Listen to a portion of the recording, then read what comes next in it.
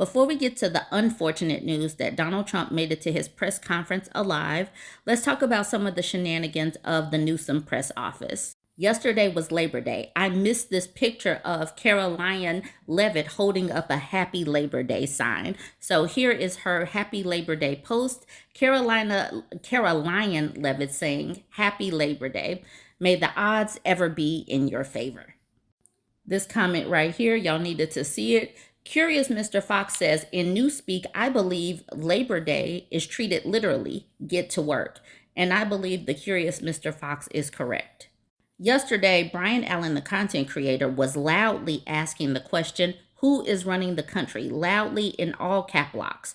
The press office says Stephen Miller. This comment from Johnny was directly underneath that, saying this isn't going to end well, and then post this picture of Stephen Miller. Stephen Miller really does look like a villain, but this picture says Stephen Miller got into politics because his arms were too weak to strangle ladies of the night. That is the picture, and he certainly looks like he has tried. He probably has succeeded. We don't know. This person at the bottom says, Grok, who is Stephen Miller? Grok responds, Stephen Miller, born August 23rd, 1985. So this dude is just 40. I'm 5 years older than him. Born in Santa Monica, California, is an American political advisor. He served as a senior advisor in the Trump administration, where he helped shape immigration policies, including family separations and travel bans. He's associated with the America First movement and has been praised for his conservative strategies and criticized for his hardline stances. Yes, he is just an evil supervillain that's looking to tear people up. This is a completely separate post. The Newsom press office says, it's long been obvious and now clearer than ever. Trump rants, but Stephen Miller writes the script. He's the one in charge. Do you believe that it's Stephen Miller in charge? Now, Dr. Cole at the bottom says, Dan Scavino, as Deputy White House Chief of Staff and longtime social media manager for Trump, has access to post on Trump's Lie Social account, often handling or drafting content based on Trump's direct input.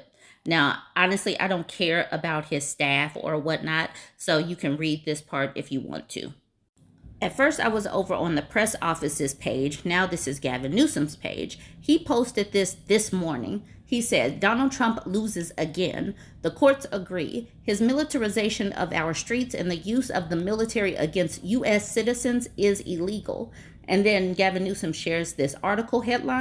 Judge says Trump administration use of U.S. military in L.A. violated federal law. So this person named Divya asked Grok, hey, how many times has the court ruled against Trump's orders? And Grok answers, courts have ruled against Trump's orders many times. In his first term, 2017 to 2021, about 134 cases resulted in blocks on policies. Since 2025, listen to this number, over 128 have seen actions halted as of May. 128 and 134 from his whole first term, because he's coming out here just writing executive orders, signing executive orders, and many of the things that he's doing has been illegal. I told y'all that Donald Trump did make it to his press conference alive. So this is a clip from Aaron Rupert. I'm not playing the video right here, but Trump threatens to send troops back to California. Newsom didn't want us there. He's going to need us again because it's starting to form again. I don't know exactly what's starting to form again, but it is starting. Newsom posted this, so you can have them sleep on the floor again. We're good. I'm going to come back to the press conference for Donnie in just a little bit, but I wanted to share this because back when Donald Trump sent the troops, Gavin Newsom sued Donald Trump, and this is what happened. Because there is an ongoing risk that defendants, Trump, will act unlawfully and therefore injure plaintiffs, California, the court enjoins defendants from violating the Posse Comitatus Act. I don't know if I pronounced that correctly. The people of California won much needed accountability against Trump's illegal militarization of an American city. And this is going to be important because obviously we know that Trump is going to push this up to the Supreme Court.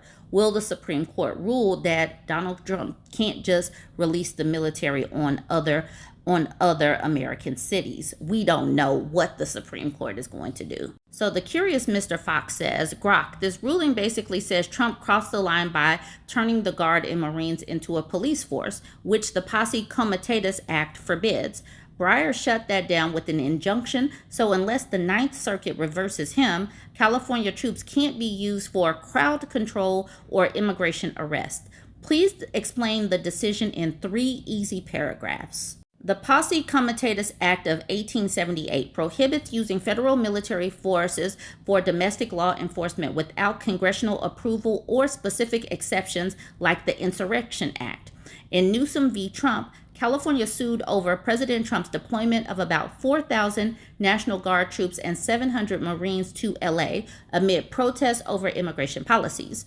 The state argued this turned the military into a police force for tasks like crowd control and arrests. U.S. District Judge Charles Breyer ruled the deployment violated the act as it lacked a valid exception and directly involved troops in civilian policing.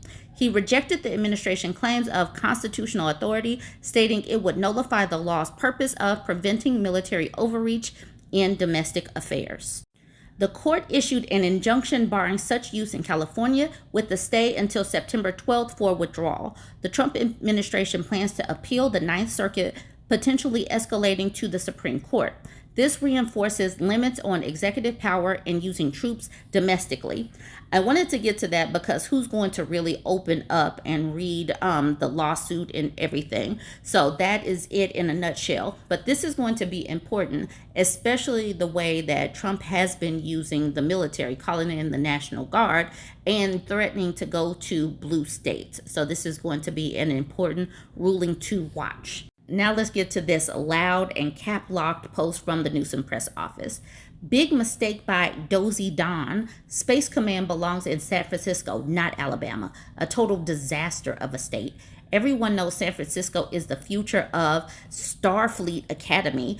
Live long and prosper. That's because California is #1 for aerospace, #1 for technology, #1 for AI. Artificial intelligence, very smart people, much smarter than JD Just Dance Vance, who has low IQ.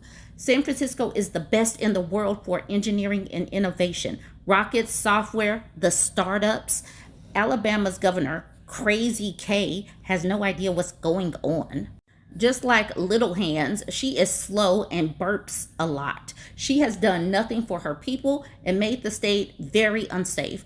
A murder rate 190% higher than California's. Space Command must be here in California, the greatest state in America, with me, the young and beautiful Governor Gavin Newsom. The sleepy golfer in the White House didn't even move it here. He has Newsom derangement syndrome, NDS. Sad, GCN.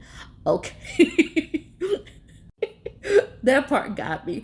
I didn't read through this before reading it with y'all. The young and beautiful governor, Gavin Newsom, really got me in my petty spirit right here. My petty spirit lives right there. I'm sorry I have to do this, but I'm about to show some pictures of Donald Trump. I hadn't watched the press conference, but when he called him Dozy Don, I'm like, okay, let me open up some video. Let me check some pictures. I went over to Donald Trump's Live Social page, and this is on here himself. So he says, I am thrilled to report that the U.S. Space Command headquarters will move to the beautiful locale of a place called Huntsville, Alabama, forever to be known from this point forward as Rocket City. We love Alabama. I love how he said it like that. A place called Huntsville. This is like when he discovered the word groceries. Now, this is a video that he posted on his own page, and he looks like warmed over poop right here. Still looking like warmed up poop. So I'm getting a little bit closer. Y'all are going to be really upset with me because I'm getting even closer. You cannot tell me that this is a healthy looking man. It really does look like, look at his face. What is going on with his eyes? His hair looks like, maybe his arms are not working that well because he looks like he cannot put on his hair correctly. It looks like his makeup is not being put on correctly. His face is rotting. Look at his nose. And here he is from the front. This man is like 87% dead. He's like 87% dead. He hasn't conked out completely, but this dude is he's not going to make it his whole term. I don't care about what is being said in this press conference. Pete Hegseth is talking about some stuff, but look how Donald Trump is standing there. It looks like he is struggling to stand up.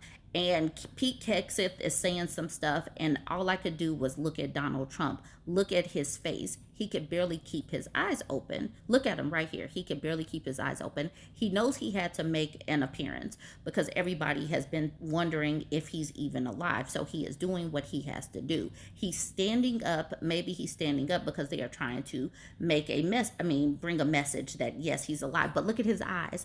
Look at what's going on underneath his cheeks.